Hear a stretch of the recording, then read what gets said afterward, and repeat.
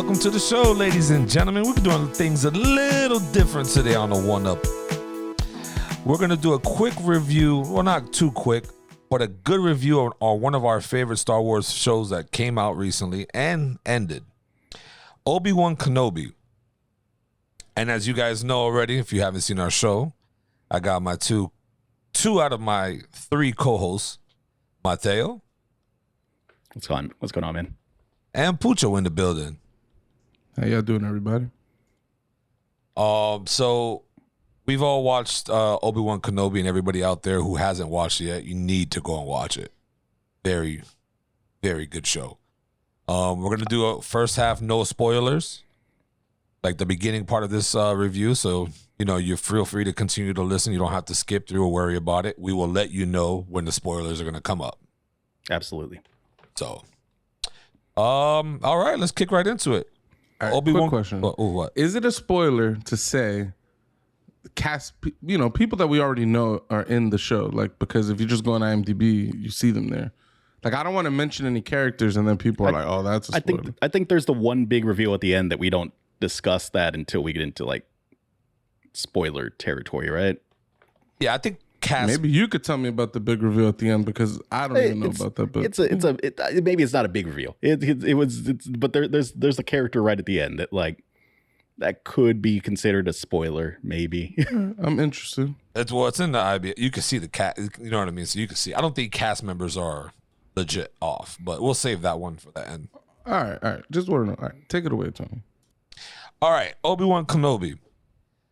Pretty much everybody knows it's literally Obi-Wan's story after the whole shit goes down. Darth Vader, a.k.a. Anakin, goes to shit, kills the kids, blah, blah, blah. Well, you said it opposite. He's Anakin, a.k.a. Darth Vader. But yeah, my bad. But yeah, this takes place 10 years after Order 66. All the Jedi are killed off, and we're 10 years after that. And we got our boy Obi-Wan. He's doing some things. We're back in Tatooine again, obviously, and they've shown that in the trailers. We're back in Tatooine, and I am a little tired of Tatooine. I'll forgive it though, because where else is Obi-Wan Kenobi supposed to be in this series, right? Anywhere, but he's just there. A lot of places. He's been everywhere, bro. But real quick, what did everyone think? Did everyone enjoy it? Was it bad? Was it good? What do y'all think? I think it was great. I do think that it definitely filled the gaps in of that whole missing section of it, I guess. That's the whole point of this. But I like what it's doing because it's still spoiler free. It's leading up to something better to come. So, all right, I'm very interested in this because I think I missed something. But anyways, all right. Usually I'm just binary about this. So for sure, watch it. I think it's good. I would actually give this a 4 out of 5 stars if I was giving it a rating.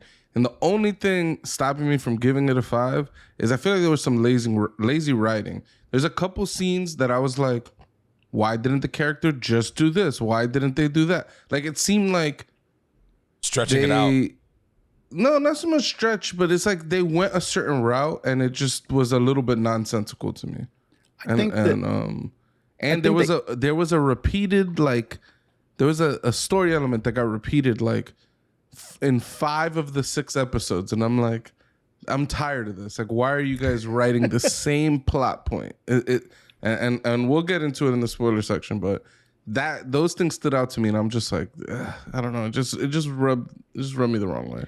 There is definitely some weird writing in it for sure. There's a scene where this character's like, no, I have zero interest in helping you. And then 5 seconds later, he's like, okay, I'll help you. And that happens with 2 characters, I think, where it's just like, no, I'm not going to help you. I'll never help. Well, I'm going to help you. Yeah, we'll do it. Yeah, Lisi got pissed off about that. She's like, wait, how do you just go from not wanting to help to instantly helping? Yeah, but it's good, man. It's my favorite character from Star Wars. And it's him in his, maybe not his prime, but he's it's not like the geriatric lightsaber fighting we had in A New Hope, right? Yeah, but I did think it was refreshing that they didn't go all prequel trilogy with the fights either. They kept the fights pretty grounded in terms of like, what would two people with swords actually be doing, you know? And I thought that was cool. I think the lightsaber fighting just gets better every single time that they make a new movie, a new show, whatever. Like the lightsaber fighting just gets better and better.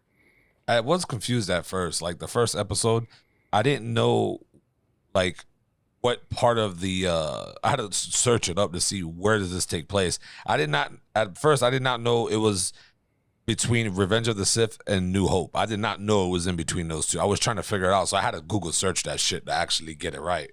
But yeah, I think they did a fantastic job with the fighting scenes. It wasn't too OP and it wasn't too like slowed or fake to me.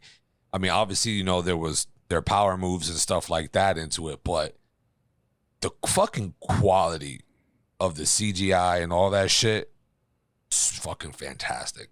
Like, No, I really loved the lighting.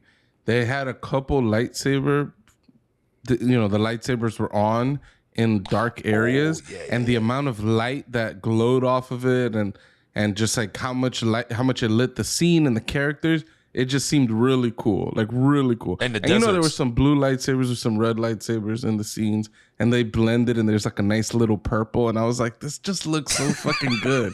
I just loved it. It looks so damn good. Like seeing that red reflected on like the Darth Vader mask, badass, dude. Bro, yeah, even though the desert, it's mostly in the desert, the first encounter they had, bro, everything around them was fucking colored. I'm like, bro, what the fuck?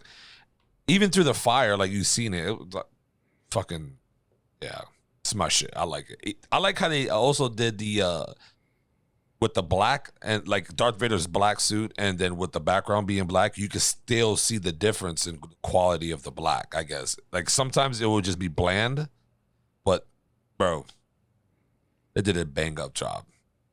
Yeah, it looks like they used some practical effects for some of the space creatures again, which was cool. Tatooine was filled with a lot of just straight up humans, which I'm assuming is budgetary reasons. Like they don't want to make like costumes for 15 extras that are going to be in the background for like 5 seconds or whatever, right? It makes sense. It's fair. But I did miss a little bit of the variety and like weird ass aliens. That's part of like the Star Wars appeal, right? Yeah, but some of the characters in the camp with the villains, they had some interesting designs, and there was a character named Freck. He looked really interesting too, but I thought that was cool. Like, yeah, his little like mole nose that he had or whatever. and his like flappy little tentacle things on his face. It was strange. Yeah, that dude was weird. Even there was that one guy, I forget his name. He was driving the damn machine in the desert and snitched on him. Oh, that's the dude, Frack. That was Or his name, Frick, Frack? I thought it was something else. I thought it was Freak. Frick, something like that. I had the subtitles on and I didn't even pay attention to how it was spelled. Either way, I pictured that as like Pucho's character. Like if I had to pick a character, that was Pucho. Damn. I see. That's Be a the little snitch. disrespectful. But Reporting anyways, on niggas. a couple little things that I thought were fun. They reference the Dune Sea, Oh, which basically in deserts there's a bunch of sand dunes, and a desert is kind of analogous to the ocean in a sense. But knowing that George Lucas took some influence from Dune in creating Tatooine and things like that, with the even in the Mandalorian, spoilers for the Mandalorian, like, and I don't remember if it was season 1 or 2, they kill that massive worm. It's like supposed to be like a worm from Dune type of thing. Well, I mean, there's spice in the Star Wars universe too, right? Exactly. And like, I read a thing online on Twitter the other day that you remember like the death sticks that they like. It's from like one of the movies. Like some guy's like, "You want to buy some death sticks?"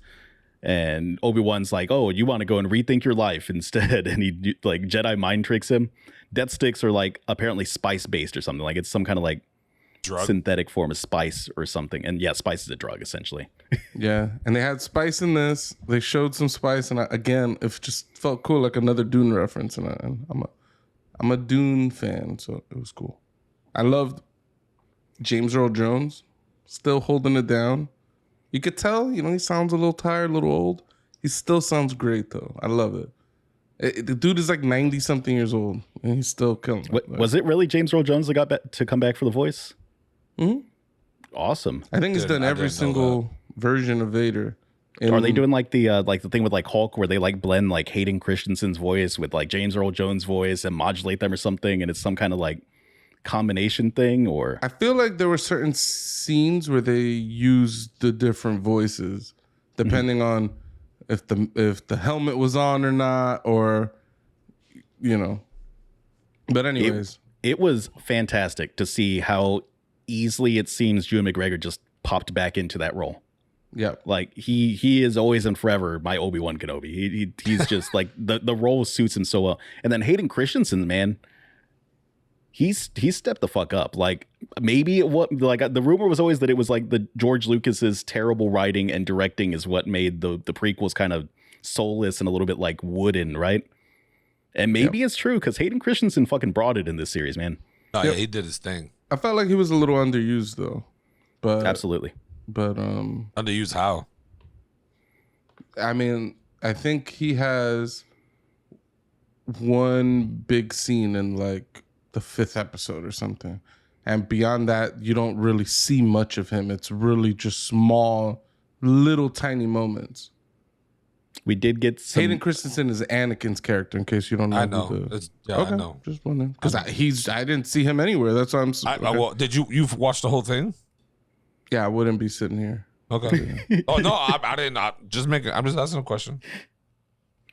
So so like initial spoiler-free review though, it's fantastic. Cinematography's great. The lightsaber fighting is great. It builds on the relationship between Obi-Wan and Anakin and how it changes into the relationship between Obi-Wan and Darth Vader. And it's fantastic.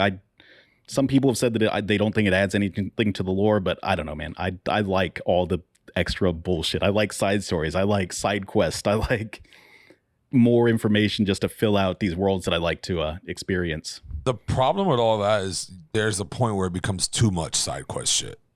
And here in this show, they did it perfect. They didn't put too much, they didn't put too less. It just kind of hit the right amount. Because anything more, I feel like you'll be stretching shit out, and we're missing actual good scenes or good things we could have been doing with this time instead of, stretching this, adding more characters and more plot twists. Yeah, that was one good thing I liked. There's basically no filler in the 6 episodes. It's like it starts off, the first episode being the slowest, but it builds the premise. And once you have the premise, it's like you're just stepping through every natural next step through that potential storyline. And it was just good to just watch a show and not feel like, look at these, like a feeling I had in The Mandalorian is just like, all right, you could cut this episode, this episode, this episode, and the overall plot doesn't really change. And that kind of sucks. Like, well, I mean, Mandalorian was like, what is it that you called it? Monster of the Week, basically. Yeah. The first season in particular. Which is fine. It's an all right format, but like, I like long story arcs. I like there to be like a payoff from like the beginning to the end. And every episode doesn't have to feel complete. There can be cliffhangers. There can be the plot's points that aren't resolved. Now, right. If I'm mistaken, is there going to be a season 2, or we're just only doing a season 1? Because the way how it ended, that's going into spoilers. Let's chill out. Yeah. I mean, we can jump into the spoilers at this point if we want to. For the people, we all know Obi-Wan does not die, and none of the major characters that show up in the original trilogy could be dead because, basically, Star Wars has so many planets, so many worlds, so many different governments and off-world locations. There's like an infinite number of stories you could tell. There's a billion reasons that any number of characters could get dragged off to another planet and you could tell any random story. Oh my God, dude. I have thoughts about that. I've got a note here that relates to that specifically, but I don't know if it's spoiler territory or not. Anyways, this is the end of the spoiler-free. All right. And so when we put this up, we're going to put... I'll put some timestamps. We'll put some timestamps in there. Maybe a little warning in the beginning or something. And so... All right, time for spoilers. So, I did not know that Riva was one of the fucking Padawans in the fucking thing until they showed that scene. I knew there was some plot for her to hate this, right, to hate Obi so much, but I didn't know it was a mix between Obi and Darth or Anakin. First off, right? So and I think it was episode 5, 6. I think it's 5 or 4 where they reveal her history, right? Yeah, I was like, holy shit. So this is why Obi-Wan said he can turn her. I was like, bro, this is impressive. I did not know she was like, she got stabbed. So how did she not die the first time? Like, is that just her character? Like, she's just a fighter. She's gonna just keep going until you actually really, really decapitate her or some shit. Like, it was crazy to me. I mean, there's a lot of people in this show that survived lightsabers right through their belly. Yeah, I was gonna say the Grand Maul. Inquisitor. They didn't even show. You see this motherfucker die. Yeah. Like, you see the light go out of his eyes, and then he just shows up in the other scene, just strolling in, happy as can be. I'm like, all right. Did she kill like some phantom? Was it like a ghost, or did she kill the dude and somebody just like saved him? I read an interview where they said something about he has 2 stomachs. So she stabbed him through one of the stomachs, but because he had another way one. fucking worse than anything I just said. It could be a Keep clone. that to yourself. I don't know if that's the actual answer or not, but I read an interview where they were talking about that. It could be a clone for sure.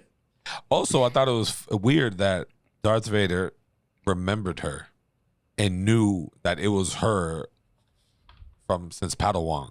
Like, I was like, damn, so you were just testing her to make sure that she was actually on your side the whole entire time. Like, Nah, I don't think he remembered that she was a youngling.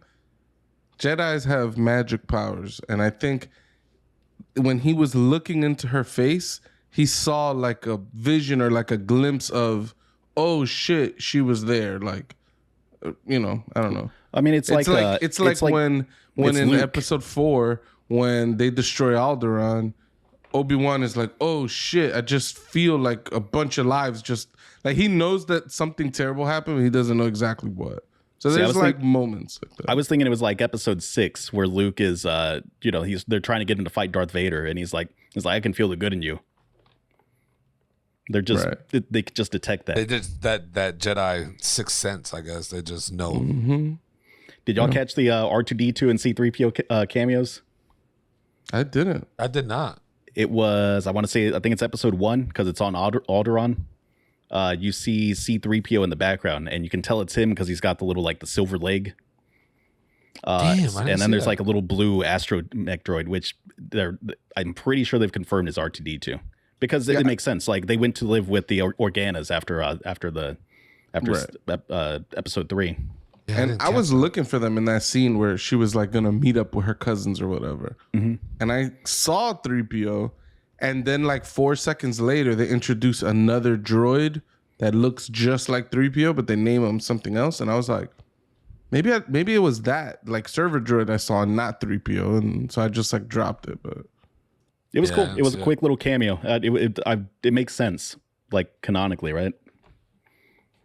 Yeah, I didn't see that. I'm kind of sad that I didn't see that.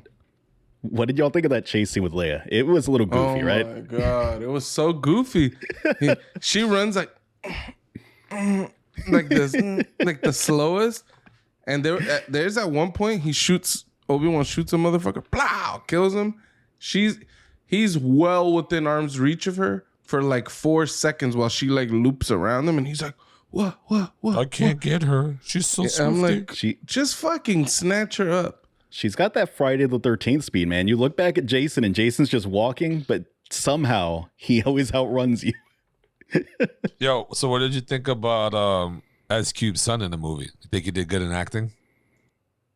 I think it did well. He had, I know. That I had a note about that. Oh. There's some combination of him looking short and then he like gained weight. He just doesn't look like himself. Like, when I saw him, I was like, he looks familiar. Is he the dude that changes his mind in 5 seconds? Yeah. I forget his name. Something with an R. I didn't make note of his name. Yeah, I forgot his name. Okay, but okay, yeah, he's one of the goofy ones. It's like, I will never, ever, ever help you. And then boom, Okay, helps. like yeah, get on In my his ship. defense, it was a combination of not really wanting to help, and then also the fact that Obi-Wan leads with, "You have no idea what the Empire would do," and then he kind of tells his story of, "Nah, I was with the Force-sensitive person. The Inquisitor showed up and they killed her. So don't tell me that I don't know." So that was like part of it, and then he's like, "But I'll help you." I'm like, "Oh." And I'm not gonna lie to you guys. I'm about tired of Jimmy in this fucking Star Wars. Senator Jimmy? yeah, that's his name, Jimmy Smits. Oh, Jimmy Smits. Okay. I just said Bail his first name. Organa. Yeah, I'm tired of his ass. I don't know why. And the cartoon version of the show, Old Republic or whatever, like bro, he's in there. Oh, I got all this power. You need to do this commanding shit. I'm tired of his character. This man needs to get got. Tired of his character. Well, no, yeah, he's gonna get got. The entire planet's gonna get got. Yeah, they're all gonna get got, but it's just like I'm tired of seeing his ass. Like it's just his character kills me every time. I also hate. I don't know if they told the little girl or not, but she knows that that's not her real parents. How did she come about that? I might have missed it. I'm assuming it's just something they told her, like before the show. I mean, I guess it's just information that she already knew before the show. I guess. Yeah, well, because there would be rumors, right? Like the mom was never pregnant, and then suddenly they have a baby. Like you have to cover your ass, so they're gonna be even the cousin said, "You're not a real Organa." Like it's like it seemed like the family knew that she wasn't, like she's adopted or something. I also like the fact that she thought that Obi-Wan was her dad. I was like, I thought that was depressing. No, it's sad for sure, but dude, people were shitting on that little girl. That little girl is a fantastic actress. Her scenes with Obi-Wan, heartwarming, dude. I loved, like, the moment she was on screen, I was like, I love this little girl. Like, it was just so, she made me happy. Mm-hmm. Also, my daughter was in the room, and as soon as she walked on screen, my daughter looked up, and she was just staring at little Leia running, climbing trees, doing all types of shit. Then Leia got kidnapped, and my daughter freaked out, and I was like, all right, we can't be watching this show. Oh, she really did get scared? Damn. Yeah, she was like, oh no, oh no. She's like, invested into Star Wars. Hide and seek. It's okay. She's invested now. She wants to watch. But yeah, no, I do think though, during what scene was it? Where they captured her and she was in like, I guess a downtown area or whatever. I forgot what planet it was. It looked like they were in Blade Runner, like in LA. Bro, that's how 100%. I felt. Yeah, like that energy. That's what I was like, damn, this is a dope ass area. Like the whole thing, him going through the lab, then making the drugs or whatever. Like that whole scene was fire as shit to me.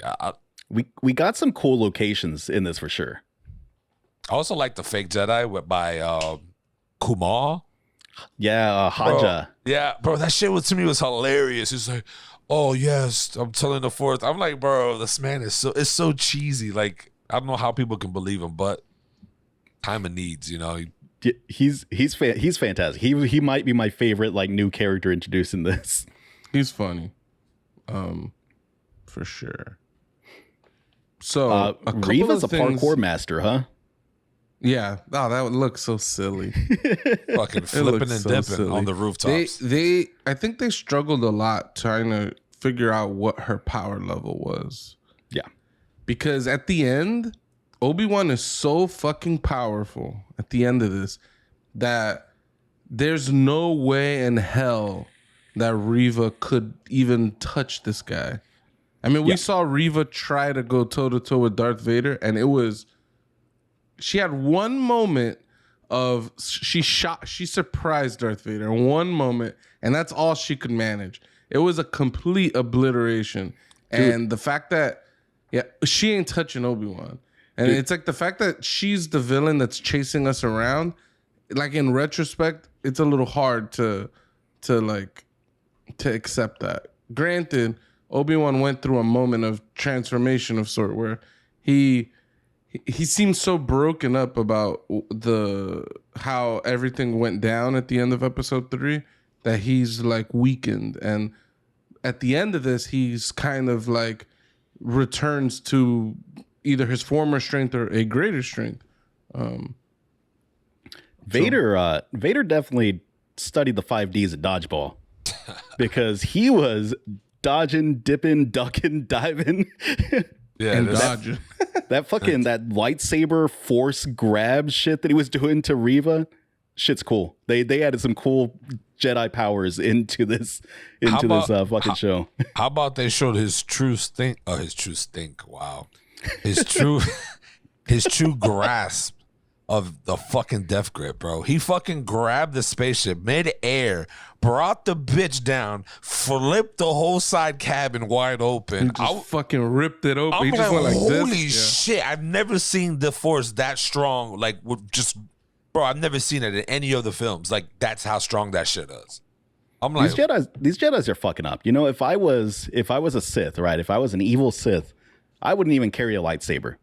I would just carry like a fucking like bag full of little needles, and I would just force flip those into people's heads. you're just quick to kill. There's a guy in Guardians of the Galaxy who did just that. Just like Yondu, dude. Just like Yondu. Just like Yondu. Yeah, how about that Flea cameo? That was interesting. Yeah, Which one? he just pops up out of nowhere, huh? Yeah, the bassist of the Red Hot Chili Peppers, Flea. Oh, He's the fuck is that? He's the people that are hired to kidnap Leia. yeah, they're in the city, that Blade Runner city. Yeah. So, anyways, some of the negatives, okay? Oh. It just felt weird.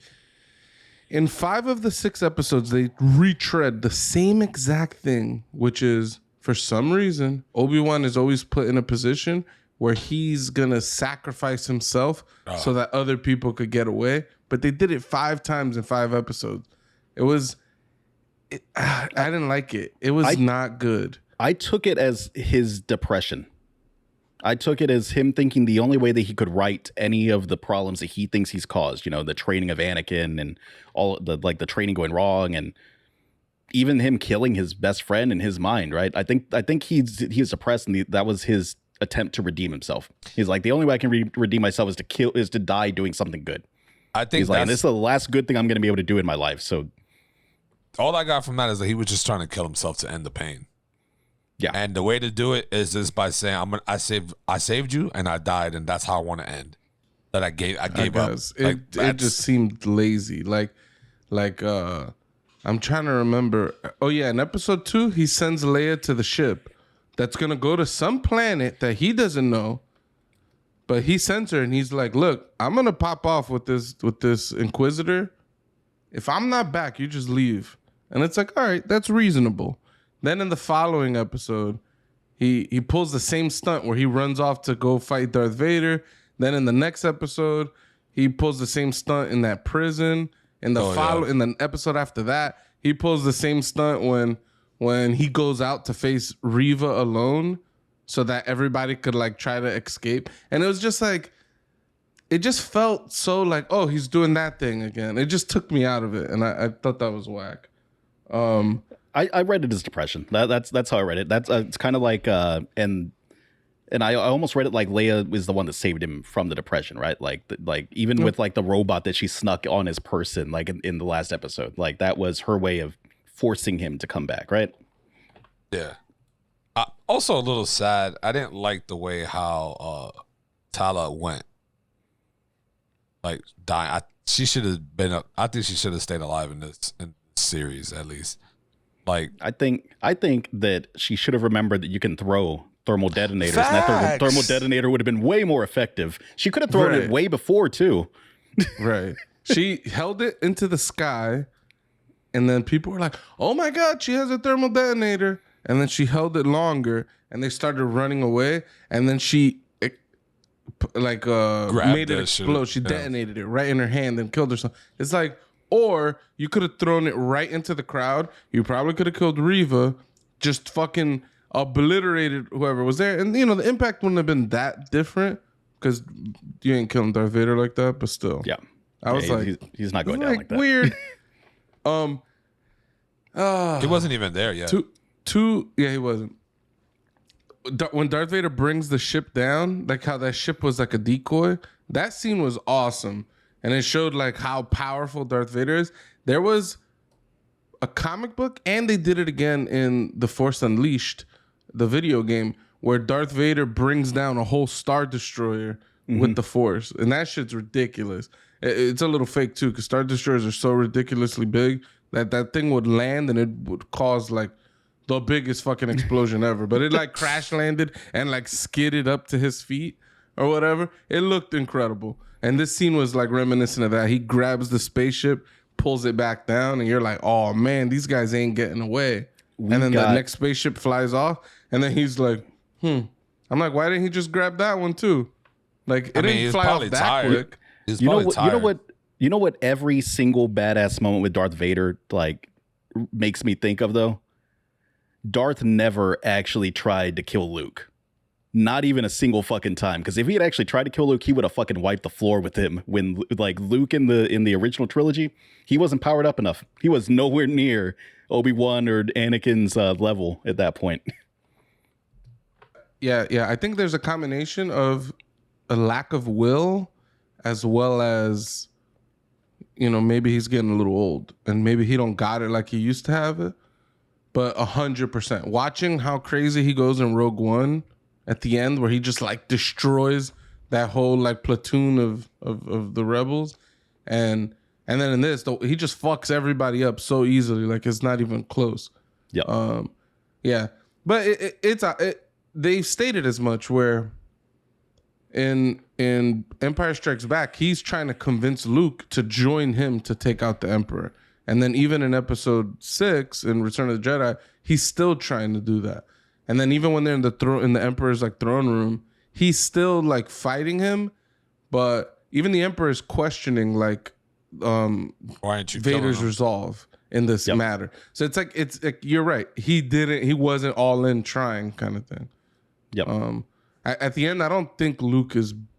I've never been of the belief that Luke was better than Darth Vader. That might be a hot take. I mean, in the new trilogy, he might be at that level, right? But for sure. I don't know. All I know is they showed Obi-Wan's true fucking power in that last fight scene. Holy shit, dude. That lightsaber stance that he did, like at the end with the over the head, so fucking cool. I did not know this motherfucker was that strong with the fucking Force. Like, if you watch all the Star, you never really see his true power. We know he's strong, but holy shit, bro, he left Vader just like how he left Reva. It's like, yo, I completely wiped the floor with you. Goodbye. You know, my absolute favorite thing from the series, though, was Hayden Christensen when the mask gets like cut open. Because look, here's the thing: Darth Vader is fucking dramatic. He is the most dramatic character in all of Star Wars. He lets Obi-Wan go in that episode where he's on fire. Like, he could have just fucking dragged him back, right? Like, that robot did not have to escape with Obi-Wan. He wanted to chase him because Vader's dramatic like that. That's his whole MO, right? But you never realize just how dramatic he is because he's got the mask on. But when that mask gets busted open and you just see Hayden Christensen's like his eyes and his face, and you can see all the emotions that are happening under that mask, that was my favorite fucking part of the entire series. Yeah, it's a glimpse under the mask, both as a metaphor and literally. Mm-hmm. Like, because Obi-Wan he hits Darth Vader right in the face with the lightsaber, so part of his mask just gets obliterated. And you just have like a glimpse of Hayden under the mask. That's why Obi-Wan was like, Anakin. He was like, he died a long time ago. It is now, me, Darth. I'm like, holy shit, bro. This man looks scary as fuck. And then with the lighting and all that's involved, I was like, yeah, that was the most epic fighting Star Wars scene, bro. So we can't not talk about how badass Owen and Beru are, by the way, though. There was a straight up Sith coming to their farm, and they're just like, get the guns out, we're fighting. We got 2 guns, get them, we're gonna position ourselves well. Also, shout out to them, Portal. I don't know if it's a real Portal reference, but I don't remember them in the original trilogy, but they had like those companion looking cubes like on their farm. I saw and those. I was like, oh shit, they got companion cubes on fucking Tatooine. I thought that was hilarious. They look just like it for sure. Yeah, they're just missing the heart. But yeah, they just started trying to pop off with Reva. It was dope. They were running some tactics too, man. They were like scrambling around and hitting her from different angles. Impressive. I feel like they could have killed her if he just didn't miss the first shot. Like he takes the shot and misses. If he hit her, she would have been got. I also liked how the whole time she was just fighting her own self. To me, I'm here thinking like, okay, what is she gonna do? Is she gonna join Obi-Wan and they're gonna just go off together and fight? But I guess she just disappears, and we don't. From now looking back, she's never mentioned ever again. So does she just become normal human civilian or? So I've heard some fan theories and rumors that she might be in the new Fallen Order Jedi game that's coming out. That her character might have some kind of subplot in that game series, which it might not be very likely that she makes it out alive. Honestly, Do you think she'll show up as an Inquisitor still? No. Right, no way. Yeah, I don't see her. I don't going back even to that remember where Fallen Order lies in the timeline, though. That's why I think it's happening around this time. Isn't he? The ship he's scrapping is not like it's like a pre-Empire ship, isn't it? At the beginning of that game, I forget, dude. Yeah, it's just that the main villains of that game are the Inquisitors that are hunting the former Jedis.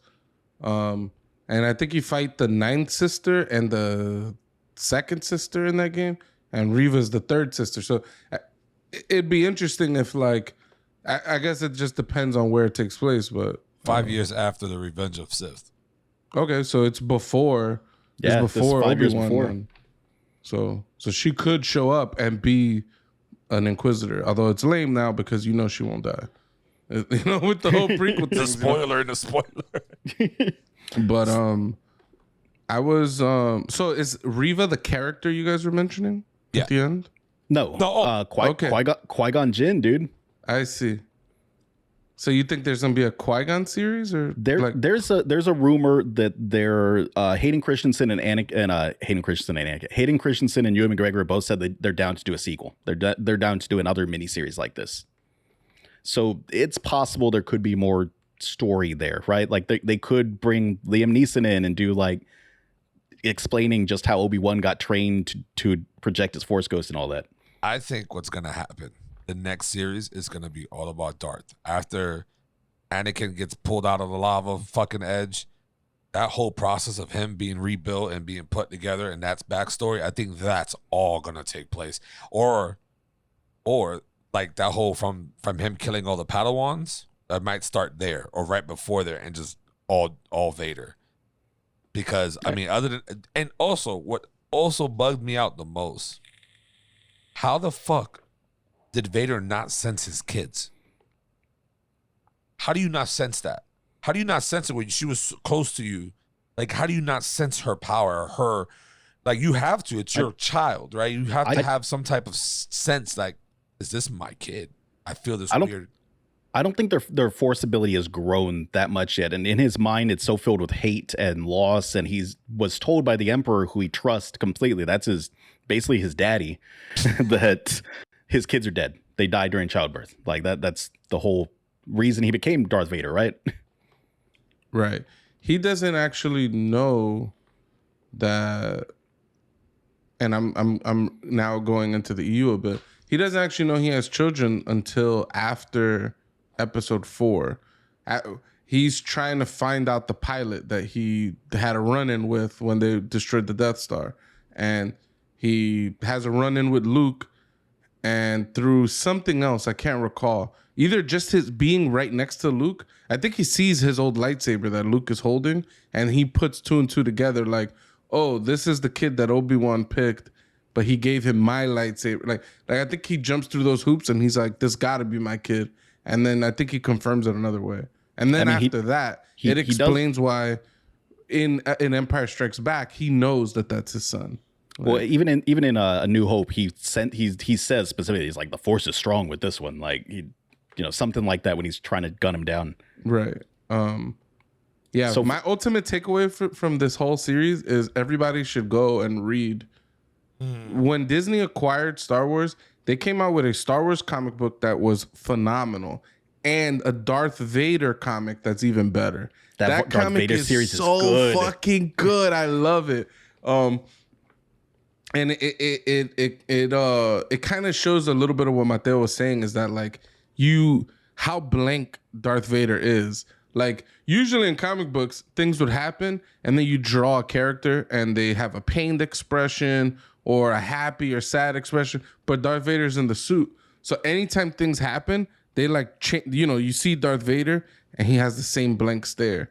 And it's like sometimes that face it feels so like it has so much emotion. Like you're like, oh, he's pissed, but it's like it looks the same.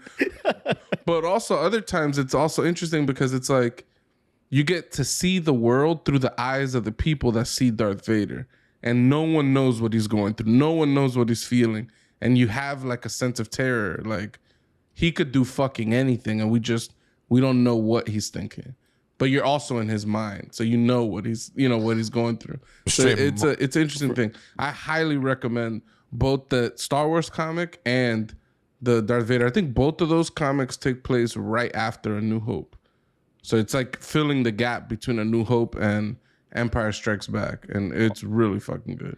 Also, it makes total sense that Vader is as emotional and dramatic as he is, because that's all Anakin was in the prequel movies, right? That's part of why the dark side is so seductive to him, is because he's never been able to get his emotions in check, and Jedis are supposed to have their emotions in check. He's right? always and like Obi-Wan said, he's always quick to just attack and react, never really sitting back and taking your time and being patient. Like he just wanted to end you.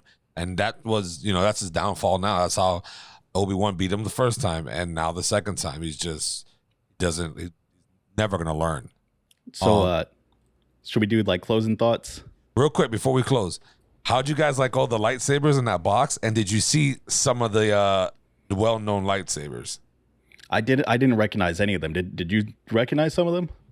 One of them. What box? All right, so in the right before Darth Vader, in that scene where Darth Vader's chasing them and they're about to leave and they're packing everything up, Obi-Wan opens up a box and there's like fucking 13, 14 fucking lightsabers in there. Yeah, it's just a stack of them. It was probably when you were shaving your head. Yeah, probably I was shaving my head. One of them looks like Yoda's fucking lightsaber.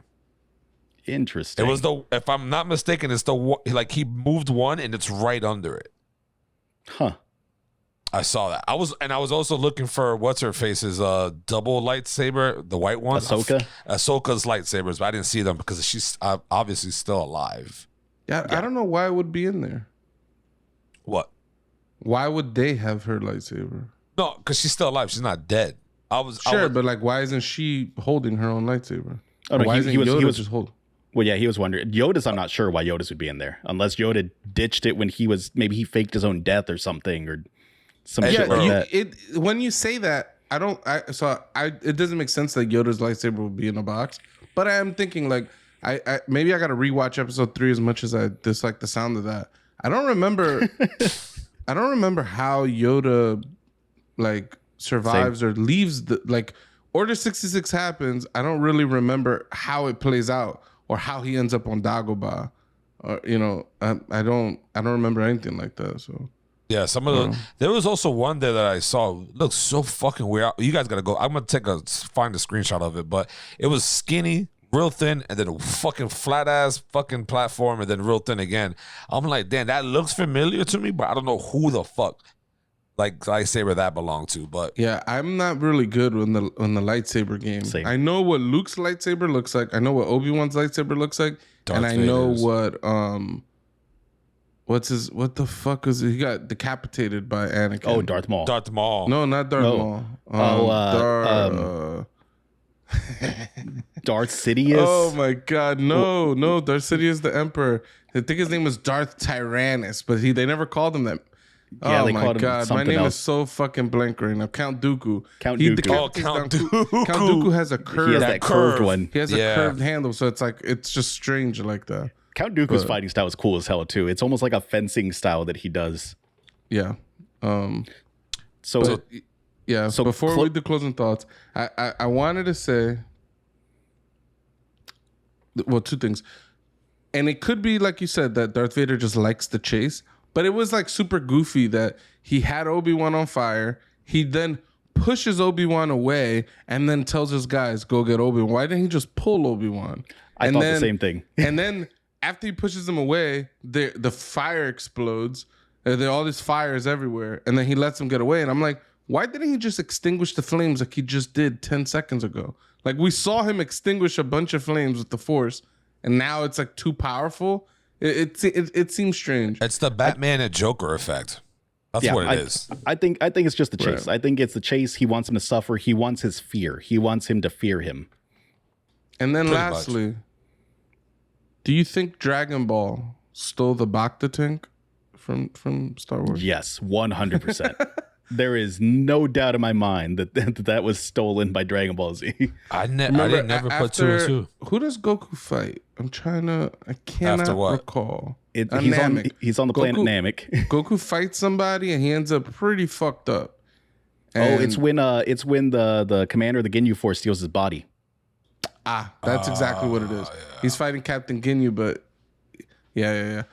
After that, he's so fucked up. And they ran out of sensu beans because sensu bean would have fixed this. They put him in the Bacta tank and he was just chilling in there. Mm-hmm. And then when he came out and fought Frieza.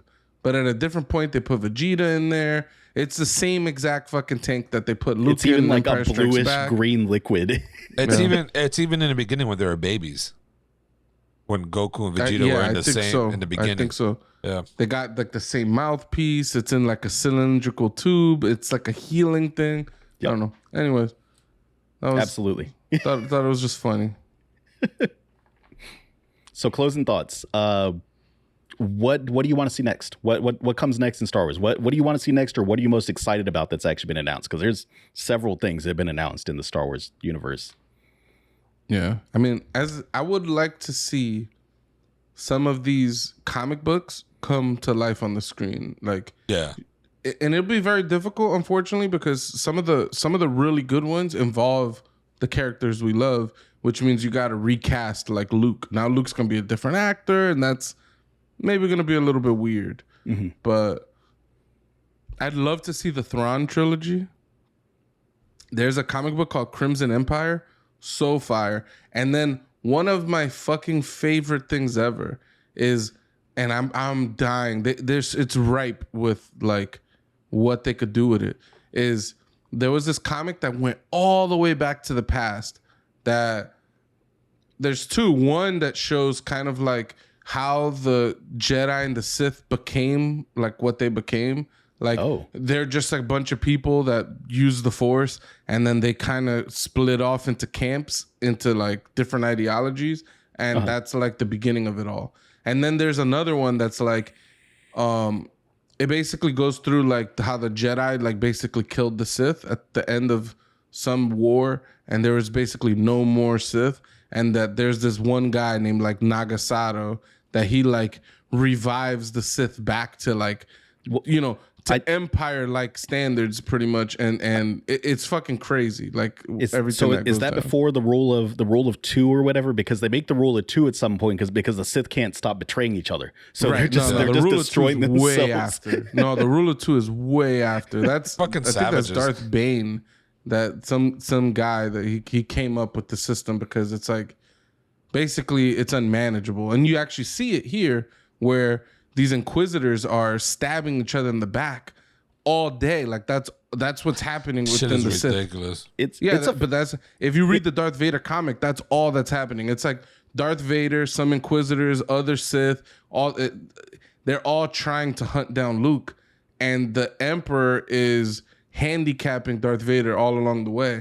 And Darth Vader's like, "Yo, I thought I was supposed to be like your apprentice," like, and he's like, "Yeah, but you've been weak." And then at the end of it, Darth Vader has to scheme his way into victory pretty much. And when he comes out, the Emperor is all like, yeah, I just did it because I knew you could. And I knew it would make you strong. Like an abusive relationship. Like he's basically trying to tell him like, I did this for you. Like all the bad treatment, it was for you. And it's just, that's how the Sith operate. Which is why I think they could only really handle two people. any more than that, and I think they start killing each other like we saw. Well, yeah, I mean, like your entire philosophy is we're gonna be the most evil people in the fucking universe. Not a lot of trust build up there. Yeah, they all want to one up each other. That's all. What about you, Tony? My takeaways is fucking amazing. They really need to do a Darth Vader one, and yeah, I mean, I can't complain. It filled some of the gaps. I wanted a little bit more though. I feel like 10 episodes could have been great, but I mean, they did a damn good job with the 6 episodes, and yeah, I can't hate it I can't hate it. I like it. So yeah, I'd be happy to take 10 episodes if there was some type of time skip. I wouldn't have wanted 10 episodes of this plot line of Leia's kidnapped and then they have their kind of rematch. Like, and I think it would be too much. I think the next at like 7 through 10 should have been them a little bit more grown up, the kids, and them getting the handle of their force, and then finally, like some way, like episode 10, Darth Vader senses them, and then boom, they cut the credits. Like that right there would have been lit. Yeah, and I forgot to say, I fucking love yeah, God, I got so much to say, but we don't want to go so long. All right. Obi-Wan seems so fucking sad about like how everything went down with Anakin and Padme. He thought Anakin was dead. That's another thing. He thought he killed Anakin. Yep. He discovers within this series that Anakin's alive. He was so sad about Padme that it almost sounded like he wanted like to be the one that was with her. Like he wanted to get up in that. He even tells her, "I wish I could tell you I was your father." That line gave me that same kind of like, huh. And I think what the intent was like, I don't want to tell you who your father was. Right. Who your father became. became a piece of shit and I killed him, and it would be easier for me to say that I'm your dad. You know what I'm saying? Yeah. That was a way that I took it. But yeah, it gave funny me pause too. Yeah, I was like, oh man, he's giving some big jealous energy over here. Like he wanted to get into that Padme, you know?